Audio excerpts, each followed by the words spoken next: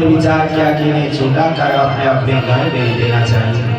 भगवान श्री हरि उस भौमासुर के राज्य की ओर गए। उसके जो दानव थे, मूर नाम के जो दैत्य, वह भगवान को पकड़ने के लिए आए और भगवान श्री हरि ने उन्हें मोक्ष प्रदान कर दिया। और भौमासुर के पास जाकर कह दिया, भौमासुर तुमने यह अशुभ कार्य किया है।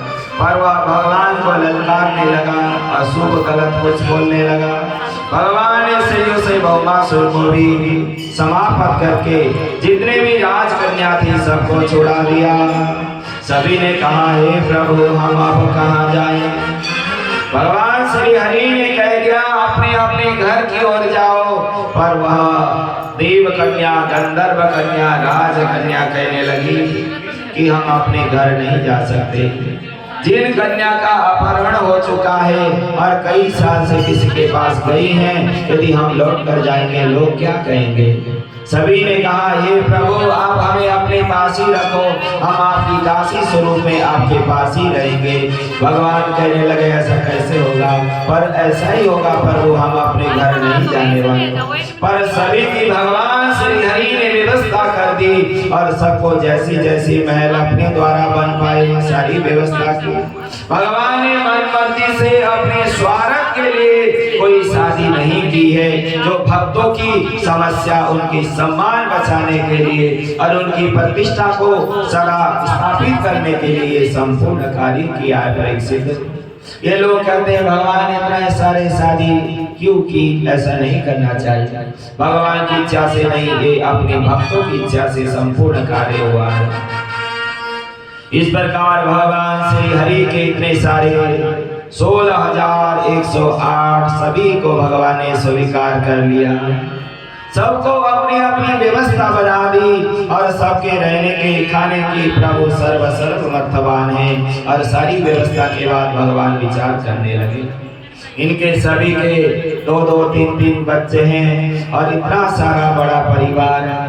भगवान के मन में विचार आया कि यह कोई कभी इतने सारा इतना बड़ा परिवार, कभी कोई भी किसी प्रकार की ऐसी बात नहीं है, लड़ाई नहीं है, झगड़ा नहीं है।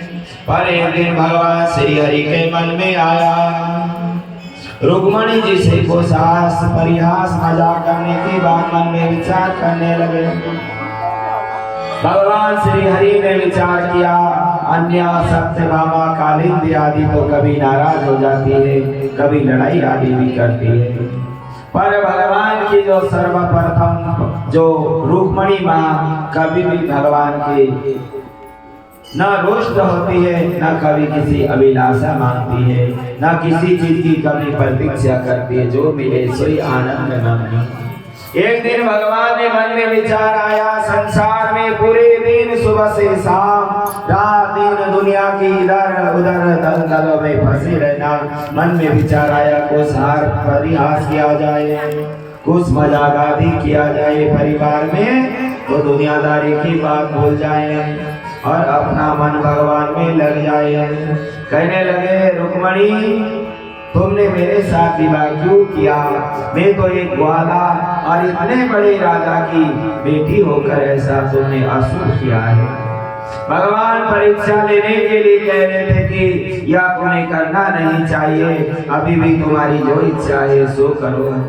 तो इतने में ही रुक्मणी माँ सोचने लगी, आज भगवान को क्या हुआ?